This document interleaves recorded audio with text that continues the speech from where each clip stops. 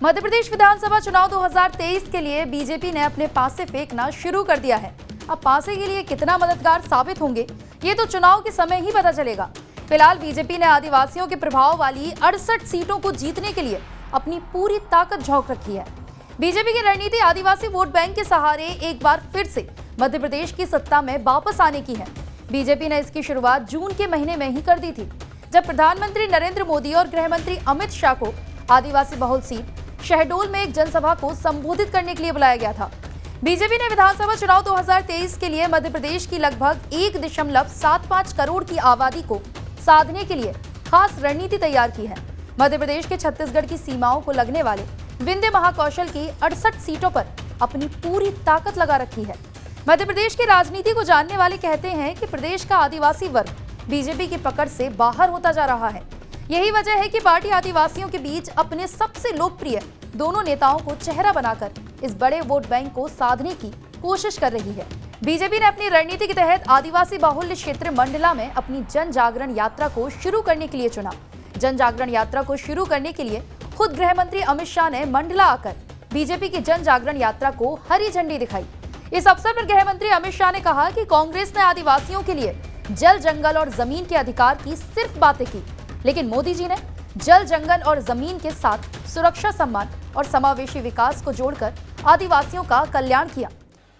जल, जंगल और जमीन की रक्षा करेंगे, उन्होंने तो नहीं की।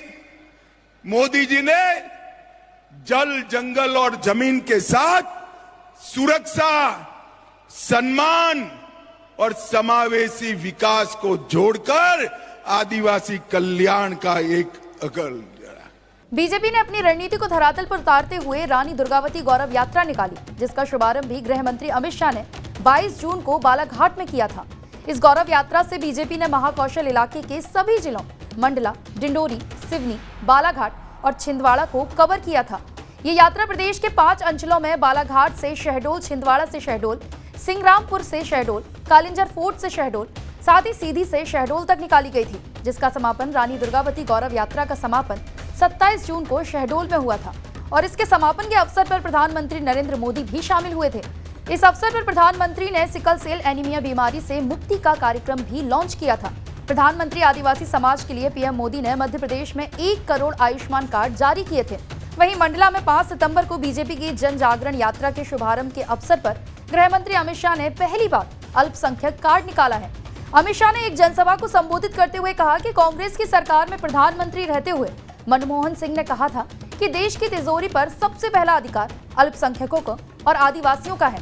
वहीं कांग्रेस हमेशा से अल्पसंख्यक तुष्टीकरण करने की राजनीति में डूबी रही। आज मध्य प्रदेश के पूरे आदिवासी समाज के भाइयों बहनों को कहने आया हूं, यूपीए की सरकार थी, कांग्रेस की सरकार थी, कमलनाथ और बंटा धार की केंद्र में सरकार थी।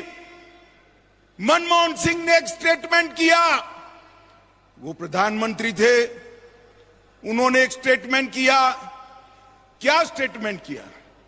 उन्होंने कहा देश की तिजोरी पर सबसे पहला अधिकार अल्पसंख्यकों का है। सबने विरोध किया, मगर वो नहीं माने। अल्पसंख्यक तुष्टीकरण में कांग्रेस डूबी रही।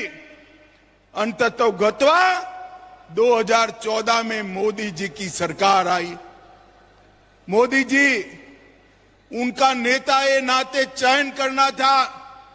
संसद में जा रहे थे, संसद की भूमि को प्रणाम किया, मत्था टेका, संसद में गए और उन्होंने सारे सांसदों को भाषण दिया कि मेरी सरकार आदिवासियों की सरकार है, दलितों की सरकार है, पिछड़ों की सरकार है और गरीबों की सरकार। विंध्याचल की बात की जाए तो हर बार की तरह इस बार भी बीजेपी के पास कोई बड़ा चेहरा नजर नहीं आता है। यही वजह है कि बीजेपी पीएम मोदी और सीएम शिवराज सिंह के चेहरे को आगे रखकर चुनाव मैदान में उतर चुकी है। विंध्य महाकौशल में 2018 के विधानसभा चुनाव की बात की जाए तो बीजेपी ने पश्चिमी मध्य प्रदेश से ज्यादा अच्छा प्रदर्शन बीजेपी ने पूर्वी मध्य प्रदेश के सूबे में किया था।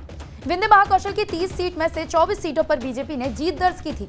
जबकि 2022 के स्थानीय निकाय के चुनाव में बीजेपी को बुरी तरह से हार का सामना करना पड़ा था। सूबे की सबसे बड़ी जबलपुर नगर निगम पर कांग्रेस ने कब्जा कर लिया है। वहीं सिंगरौली नगर निगम के महापौर सीट पर आम आदमी पार्टी ने कब्जा कर लिया। बीजेपी ने विधानसभा अध्यक्ष का पद विधायक गिरीश गौतम को दिया, लेकिन बीजेपी को उनका ज्यादा फायदा नहीं होता दिख रहा है। मध्य प्रदेश में आदिवासी आबादी लगभग 22% है। विधानसभा की 230 में से 47 सीटें इस वर्ग के लिए रिजर्व हैं। इनके अलावा 84 सीटें ऐसी भी हैं जहां आदिवासी वोटर जीत और हार तय करते हैं। 2018 के विधानसभा चुनाव में बीजेपी ने आदिवासी बहुल 84 में से 34 सीटों पर जीत हासिल की थी। वहीं 2013 के विधानसभा चुनाव में बीजेपी ने 59 सीटें जीती थी।